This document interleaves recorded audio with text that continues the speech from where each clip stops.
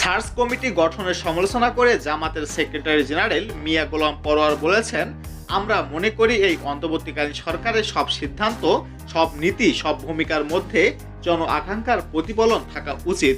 কিন্তু 3 মাস অতিবাহিত হচ্ছে, আমরা লক্ষ্য করছি জনদুর্ভোগ হলেও অন্তর্বর্তীকালীন সরকার কোনো দুর্নীতি, কোনো সিদ্ধান্ত গণ আকাঙ্ক্ষার সঙ্গে মিলছে না, জনমতে বিভ্রান্তি সৃষ্টি করছে। রাজধানীর জাতীয় প্রেস ক্লাবে ঢাকা সাংবাদিক ইউনিয়নের বার্ষিক সভায় বিশেষ অতিথির বক্তব্যে তিনি এসব কথা বলেন। এই অনুষ্ঠানে প্রধান অতিথি হিসাবে বক্তৃতা করেন বিএনপির ভারপ্রাপ্ত চেয়ারম্যান তারেক রহমান। অন্তর্বর্তীকালীন সরকারকে উদ্দেশ্য করে গোলাম পরোয়ার বলেন, আপনারা সংস্কারের অনেকগুলো কমিটি গঠন করেছেন, অনেক পদক্ষেপ নিয়েছেন, যেগুলো ডিসেম্বরের মধ্যে রিপোর্ট দেবে। আপনারা তখন সংস্কার বাস্তবায়ন করবেন।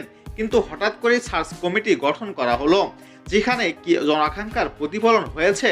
নির্বাচন কমিশন গঠনের রিপোর্ট আসার আগেই একটি সার্চ কমিটি গঠন করলেন, আমরা সেটাকেও ইতিবাচকভাবেই দেখছি।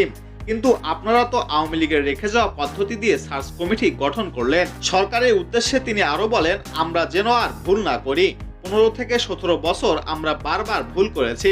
অনেক সময় রাজনৈতিক নেতৃত্বে ভুল হয়েছে, পলিসি মেকিংয়ে মূল ভুল হয়েছে। আজকে রক্তদানের পর জন আকাঙ্ক্ষার ফলে আপনারা দায়িত্ব নিয়েছেন, আপনাদের কাছেই এমন কোনো ভুল আর আমরা দেখতে চাই না।